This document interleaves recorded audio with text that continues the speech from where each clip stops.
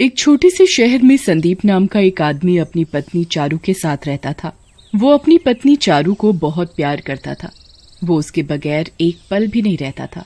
वो एक कंपनी में काम करता था। उसकी तनख्वाह अच्छी थी तो वो अपनी चारू को हर हफ्ते कहीं न कहीं घुमाने ले जाता था और तो और वो उसे हर महीने कुछ न कुछ गिफ्ट भी दिलाता था।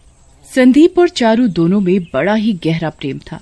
लेकिन एक दिन संदीप काम करके अपने ऑफिस से घर लौट रहा था। तभी वो देखता है कि सड़क के किनारे एक लड़की खड़ी है। अरे ये कौन लड़की खड़ी है और ये इतनी रात में यहाँ क्या कर रही है? तभी वो लड़की जोर जोर से चिल्ला रही थी, मेरी हेल्प करो, कोई मेरी हेल्प करो। फिर संदीप उस लड़की के पास अपनी गाड़ी खड़ी कर देता है और उससे पूछता है, क्या हुआ आपको? आप इतनी परेशान क्यों हैं? उस लड़की की हालत बहुत बुरी थी। वो बहुत बुरी तरह से घबरा रही थी। उसके हाथ पांव बड़ी ही बुरी तरह कांप रहे थे। कोई बचाओ मुझे, कोई बचाओ। क्या हुआ मैडम? आप इतना घबराई हुई क्यों हैं? मुझे बचा लो आप। मेरे पीछे गुंडे पड़ गए हैं। उन्होंने मेरा सारा सामान भी छीन लिया है और मुझे मारने के लिए ढूंढ रहे हैं। अरे आप चिंता मत करो, आप मेरी गाड़ी में बैठ जाओ, मैं आपको आपके घर सही सलामत छोड़ दूंगा। वो लड़की संदीप की गाड़ी में बैठ जाती है। बीच रास्ते में संदीप उस लड़की से बात करते हुए, मैडम आप इस रास्ते पर इतनी रात में कैसे खड़ी थी? वो रोड तो हमेशा ही इतना सुनसान रहता है, वहाँ आए दिन कुछ न कुछ हादसा होता रहता है। यहाँ पर मेरा ऑफिस है। मैं रोज तो अपनी गाड़ी से आती हूँ, पर आज मेरी गाड़ी खराब होने के कारण मैं बस से आ रही थी। बस वाले ने मुझे बीच रास्ते उतार दिया और मुझे पता ही नहीं चला कि मेरा पीछा गुंडे कर रहे हैं। उन्होंने मुझे बस से उतरते के साथ ही पकड़ लिया और मेरा सारा सामान छीन लिया। यहाँ आपकी जान बच गई, यही काफी है। यहाँ तो गुंडे लोगों को जिंदा मार देते हैं। जी हाँ, मैं भी बस भगवान की दुआ से बाल बाल बची हूँ। वैसे तुम्हारा नाम क्या है? मैं तो हादसे के चक्कर में तुम्हारा नाम ही पूछना भूल गया। जी मेरा नाम शालू है। कुछ ही देर में संदीप शालू को उसके घर पर छोड़ देता है।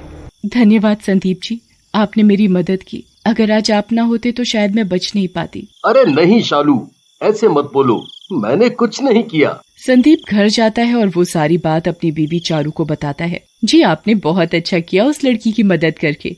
ऐसे समय पर हमें जरूर किसी की मदद करनी चाहिए। हाँ चारू, तुम बिल्कुल सही कह रही हो। देखते ही देखते कुछ ही दिनों के बाद संदीप को रास्ते में शालू दिख जाती है। संदीप अपनी गाड़ी रोकता है। अरे शालू, तुम यहाँ क्या कर रही हो? कुछ नहीं, बस अपनी कैब का इंतजार कर रही हूँ। मेरी कैब आने वाली है। अच्छा ठीक है, तुम कहो तो मैं तुम्हें बीच रास्ते में कहीं छोड़ दूं। शालू संदीप की बात मानकर गाड़ी में बैठ जाती है।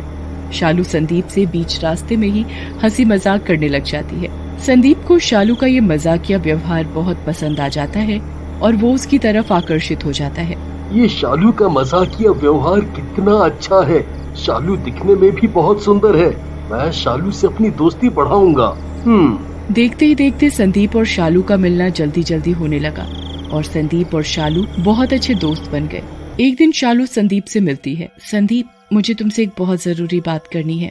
हाँ शालू, बोलो क्या हुआ? संदीप, मुझे तुम बहुत पसंद हो। मैं चाहती हूँ तुम मेरे साथ जिंदगी भर रहो। संदीप का व्यवहार एक तरफ शालू के साथ अच्छा हो रहा था तो दूसरी तरफ उसका सुखी वैवाहिक जीवन खराब हो रहा था। चारू भी आए दिन संदीप और शालू के रिश्ते को लेकर परेशान रहती। एक दिन संदीप चारू से बात करता है। मुझे तुमसे एक बहुत जरूरी बात करनी है। हाँ बोलो संदीप, क्या हुआ? वो मैं शादी करना चाहता हूँ। शादी करना चाहता हूँ? मैं समझी नहीं तुम्हारी बात को। वो मैं शालू से शादी करना चाहता हूँ। नहीं, मैं ऐसा बिल्कुल नहीं करने दूंगी। तुम्हें शर्म आनी चाहिए। तुम्हारी शादी मुझसे पहले से ही हो चुकी है, तब भी तुम्हारा बाहर किसी दूसरी लड़की से नाजायज रिश्ता है। तुमने कभी सोचा है कि मैं इन सब से कितना परेशान हूँ? चारू संदीप की ये बात सुनकर बहुत रोती है और अपने मायके फोन करके सारी बात बताती है। चारू के भैया उसे उसका बैग पैक करके मायके आने को कहते हैं। चारू अपने बैग पैक करती है और अपने मायके रवाना होने के लिए तैयार हो जाती है। संदीप चारू को बहुत समझाता है कि वो ये नहीं कह रहा कि तुम उससे तलाक लो। वो ये कह रहा है कि वो 2 शादी करेगा और शालू को भी चारू की तरह रखेगा। चारू संदीप की एक नहीं सुनती और वो अपने मायके जाने के लिए ट्रेन में बैठ जाती है। संदीप चारू का पीछा करते हुए ट्रेन में बैठ जाता है और वो पूरी कोशिश करता है कि चारू अपने मायके ना जाए और वापस उसके साथ घर चले। मान जाओ ना चारू, मैं तुमसे भी उतना ही प्यार करूंगा जितना मैं शालू से करूंगा। तुम मेरी बात पर विश्वास करो, तुम्हें कभी किसी चीज की कमी नहीं होने दूंगा। नहीं, तुम चुप रहो संदीप। मैंने तुम्हारे लिए इतना सब कुछ किया, तब भी तुमने मेरी कदर नहीं की। या तो अब तुम्हारे साथ वो शालू रहेगी या मैं। संदीप को इस बात पर बहुत जोरों से गुस्सा आ जाता है और वो चारू को चलती ट्रेन से धक्का दे देता है। मुझे बचाओ, कोई मुझे बचाओ, मेरे पति ने मुझे धक्का दे दिया है। चारू बहुत चिल्लाती है पर उसकी कोई एक नहीं सुनता। भला चलती ट्रेन से उसे बचाने के लिए कोई अपनी जान संकट में क्यों डालेगा। मैंने इस पागल औरत को इतना समझाया पर इसे मेरी एक बात समझ नहीं आई। अब ये इस दुर्घटना की खुद ही गुनहगार है।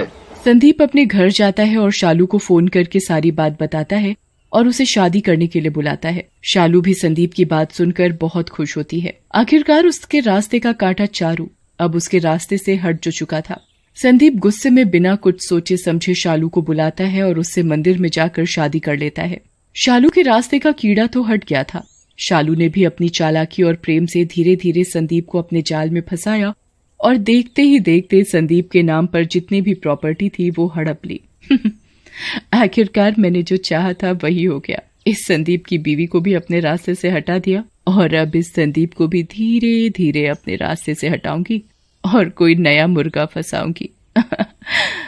ऐसे करके एक दिन मैं बहुत अमीर हो जाऊंगी। देखते ही देखते शालू का व्यवहार संदीप के साथ खराब हो रहा था और आए दिन शालू कहीं न कहीं दूसरे लड़के से बातचीत करती रहती।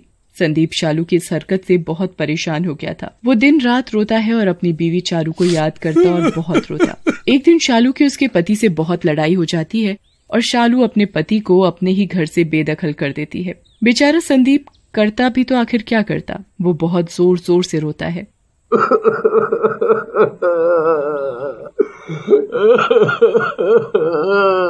काश मेरी पहली बीवी चारू होती तो मेरे साथ ऐसा बदसलूक आज नहीं होता।